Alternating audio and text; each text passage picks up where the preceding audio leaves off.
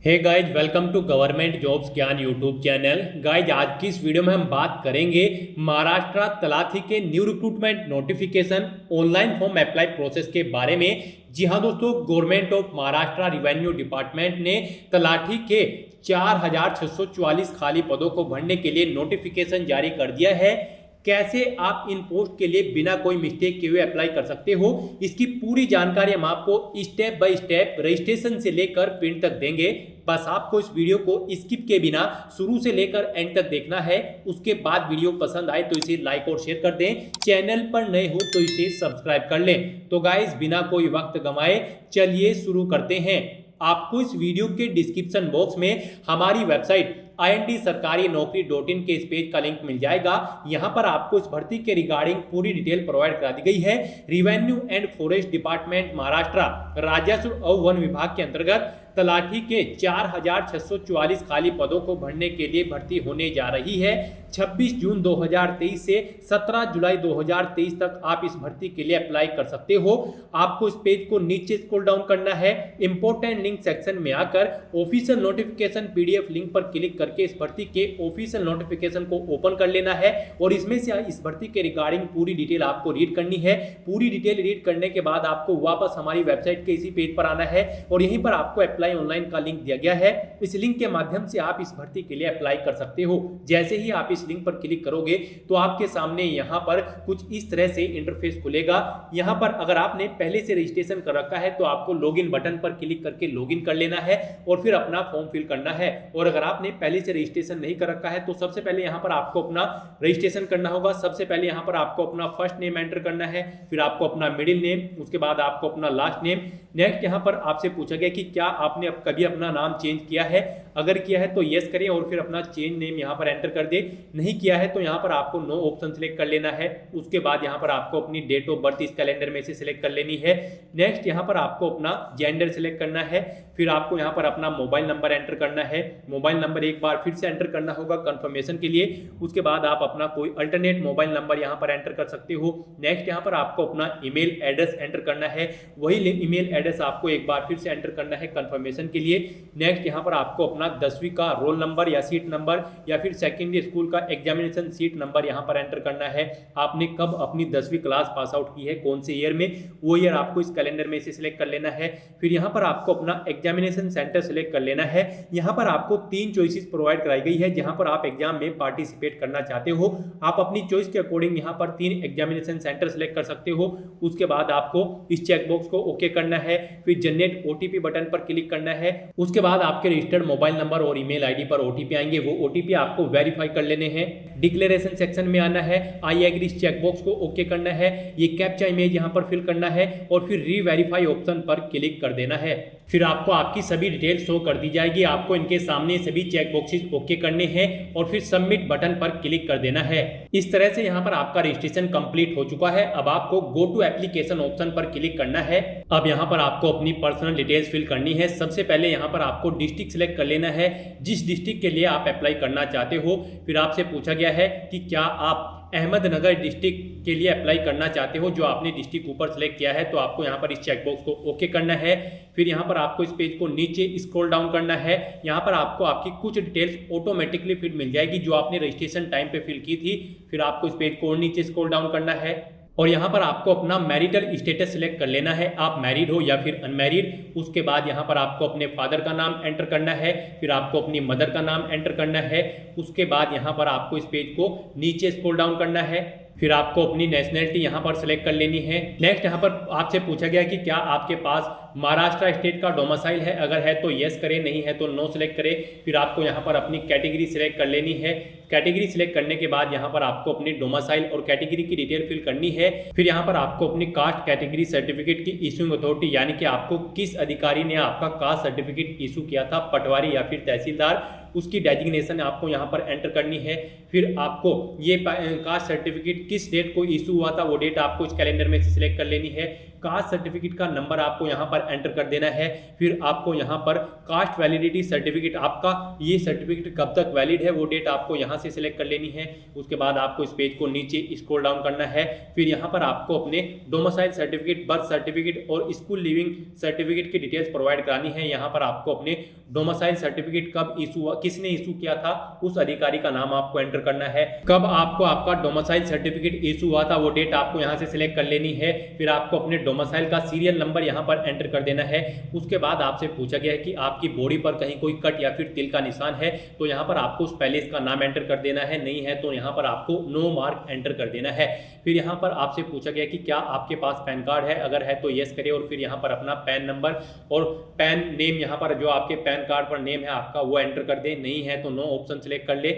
उसके बाद यहाँ पर आपसे पूछा गया कि क्या आपके पास ड्राइविंग लाइसेंस है, अगर है तो यस करें और फिर यहाँ पर अपने ड्राइविंग लाइसेंस की डिटेल फिल कर दे, नहीं है तो यहाँ पर आप नो ऑप्शन सेलेक्ट कर ले। उसके बाद आपसे पूछा गया कि क्या आपके पास वोटर आईडी है, अगर है तो यस करें और फिर उसकी डिटेल फिल कर दे, नहीं है तो नो ऑप्शन सेलेक्ट कर ले। फिर आपसे पूछा गया कि क्या आपके पास पासपोर्ट है, अगर है तो यस करें और उसकी डिटेल फिल कर दे, नहीं है तो नो ऑप्शन सेलेक्ट कर ले। नेक्स्ट यहाँ पर आपको इस चेकबॉक्स को ओके करना है और फिर सेव एंड नेक्स्ट ऑप्शन पर क्लिक कर देना है। नेक्स्ट यहाँ पर आपको अपनी एडिशनल डिटेल्स प्रोवाइड करानी है। यहाँ पर अगर आप प्रोजेक्ट अफेक्टेड पर्सन है तो यस करें, नहीं है तो नो सेलेक्ट कर ले। फिर यहाँ पर अगर आप अर्थक्वेक से अफेक्टेड पर्सन है तो यस करें, नहीं है तो नो ऑप्शन सेलेक्ट कर ले। फिर आपसे पूछा गया कि क्या आप एक सर्विसमैन हैं, अगर हैं तो यस करें और फिर अपनी डिटेल्स यहाँ पर प्रोवाइड करा दें, नहीं है तो नो ऑप्शन सेलेक्ट कर ले। फिर यहाँ पर आपसे पूछा गया कि क्या आप स्पोर्ट पर्सन हैं, अगर हैं तो यस करें, नहीं तो नो ऑप्शन सेलेक्ट कर ले। पर्सन विद बेंचमार्क डिसेबिलिटी की डिटेल आपको प्रोवाइड करानी है, अगर आप PWBD कैंडिडेट्स हैं तो यस करें और फिर अपनी डिटेल्स प्रोवाइड करा दें, नहीं है तो नो ऑप्शन यहाँ पर आप सेलेक्ट कर ले। फिर आपसे पूछा गया कि क्या आप फ्रीडम फाइटर नॉमिनेटेड कैंडिडेट हैं, अगर हैं तो यस करें, नहीं तो आप नो ऑप्शन सेलेक्ट कर ले।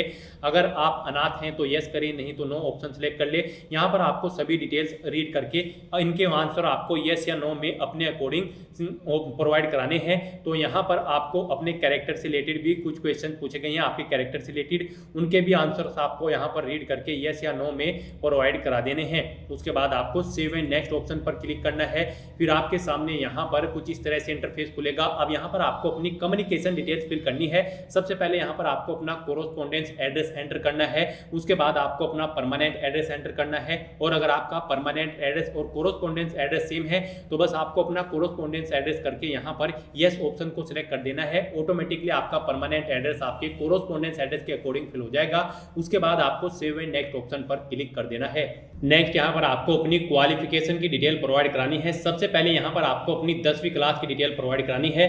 यहाँ पर आपको सबसे पहले अपने बोर्ड का नाम एंटर करना है, फिर आपको अपने स्कूल या फिर इंस्टीट्यूट का नाम एंटर करना है जिससे आपने अपनी 10वीं क्लास पास आउट की है। फिर यहाँ पर आपको बताना है कि आपके मार्क्स परसेंटेज में थे या फिर CGPA में। परसेंटेज में अगर थे तो यहाँ पर आपको बताना है कि कितने मार्क्स आपने ऑब्टेन किए हैं, टोटल कितने मार्क्स थे जिसमें से आपने मार्क्स ऑब्टेन किए हैं। इनके अकॉर्डिंग यहाँ पर आपकी परसेंटेज कैलकुलेट होकर आ जाएगी। फिर यहाँ पर आपको अपनी 10वीं क्लास का उत्तीर्ण ईयर ऑटोमेटिकली सिलेक्ट मिल जाएगा जो आपने रजिस्ट्रेशन टाइम पे यहाँ पर सेलेक्ट किया था। उसके बाद यहाँ पर आपको अपनी 12वीं क्लास की डिटेल प्रोवाइड करानी है। 12वीं क्लास में भी यहाँ पर आपको सेम ऐसे ही सबसे पहले अपना बोर्ड का नाम एंटर करना है, फिर यहाँ पर आपको अपना उसके बाद स्कूल या इंस्टीट्यूट का नाम एंटर कर देना है। उसके बाद आपको बताना है कि आपके मार्क्स परसेंटेज में या फिर CGPA में थे। अगर परसेंटेज आप सिलेक्ट करते हो तो यहाँ पर आपको बताना है कितने मार्क्स आपने ऑब्टेन किए हैं, टोटल कितने मार्क्स थे जिसमें से आपने मार्क्स ऑब्टेन किए हैं। इनके अकॉर्डिंग यहाँ पर आपकी परसेंटेज कैलकुलेट होकर आ जाएगी। फिर यहाँ पर आपने अपनी 12वीं क्लास किस साल में पास आउट की है वो ईयर आपको यहाँ पर सिलेक्ट कर लेना है। फिर यहाँ पर अगर आपके पास कोई डिप्लोमा है सिविल मैकेनिक इलेक्ट्रिकल या फिर सॉफ्टवेयर का तो उसकी डिटेल भी आपको यहाँ पर प्रोवाइड करानी है। आपको डिप्लोमा सिलेक्ट कर लेना है, इंस्टीट्यूट का नाम बताना है जिस इंस्टीट्यूट से आपने अपना डिप्लोमा कंप्लीट कर रखा है। उसके बाद यहाँ पर आपके मार्क्स परसेंटेज में है या फिर ग्रेड में आपको ऑप्शन सेलेक्ट कर लेना है। उनके अकॉर्डिंग यहाँ पर आपको ऑब्टेन मार्क्स कितने टोटल मार्क्स है वो एंटर करने हैं। कब आपने पास आउट किया है डिप्लोमा वो ईयर आपको सिलेक्ट कर लेना है। ऑब्टेन मार्क्स के अकॉर्डिंग यहाँ पर आपकी परसेंटेज कैलकुलेट होकर आ जाएगी। फिर यहाँ पर आपको अपनी डिग्री की डिटेल प्रोवाइड करानी है। यहाँ पर इस पोस्ट पर अप्लाई करने के लिए आपके पास ग्रेजुएट डिग्री होनी जरूरी है।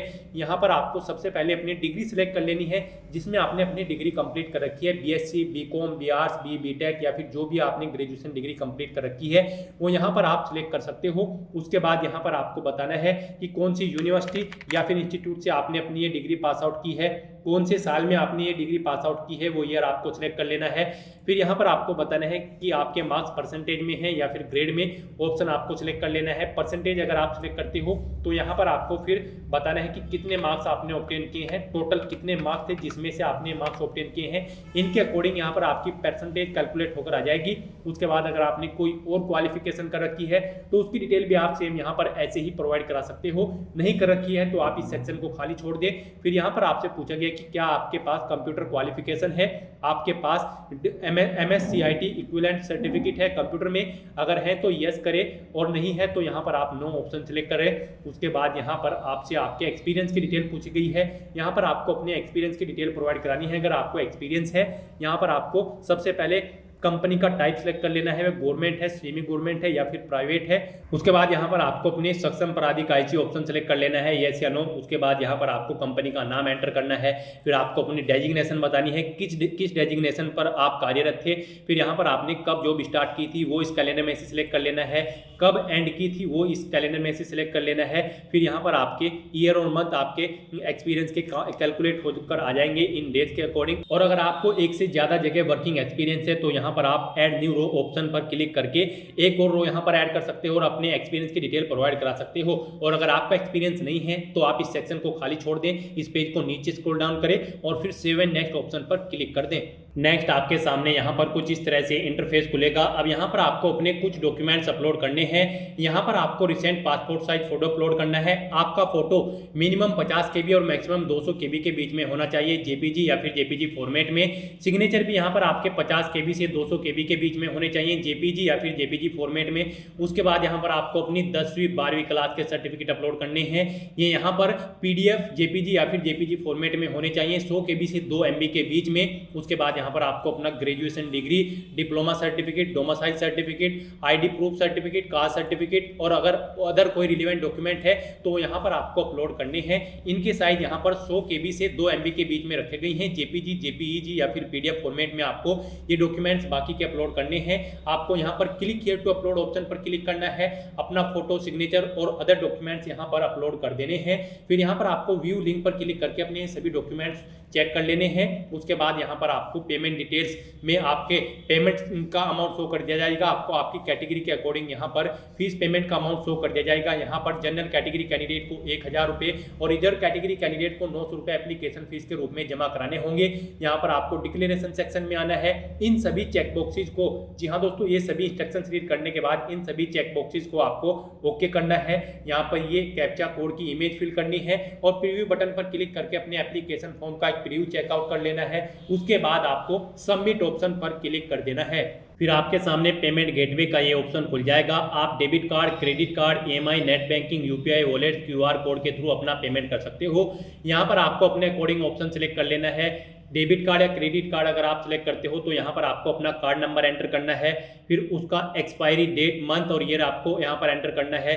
3 डिजिट का CVV नंबर एंटर करने के बाद आपको कार्ड होल्डर नेम एंटर करना है और फिर मेक पेमेंट फॉर 900 आपको अपनी कैटेगरी के अकॉर्डिंग यहाँ पर ये पेमेंट का अमाउंट शो कर दिया जाएगा। जो भी आपकी कैटेगरी है उसके अकॉर्डिंग यहाँ पर आपको आपका ये पेमेंट अमाउंट शो कर दिया जाएगा। आपको मेक पेमेंट 4 रुपये इस ऑप्शन पर क्लिक कर देना है। इस तरह से यहाँ पर आपका एप्लीकेशन फीस का पेमेंट हो जाएगा। फीस पेमेंट होते ही आपका एप्लीकेशन फॉर्म भी सक्सेसफुली सबमिट हो जाएगा। फॉर्म सबमिट होने के बाद आपको अपने एप्लीकेशन फॉर्म का एक हार्ड कॉपी प्रिंट आउट ले लेना है फ्यूचर यूज के लिए, फ्यूचर रेफरेंस के लिए। तो दोस्तों ऐसे आप महाराष्ट्र तलाठी की इस भर्ती के लिए अप्लाई कर सकते हो। आज की इस वीडियो में बस इतना ही। आई होप ये वीडियो आपको पसंद आई होगी। अगर पसंद आई हो तो इसे लाइक और शेयर करें। चैनल पर नए हो तो इसे सब्सक्राइब कर लें। Thanks for watching.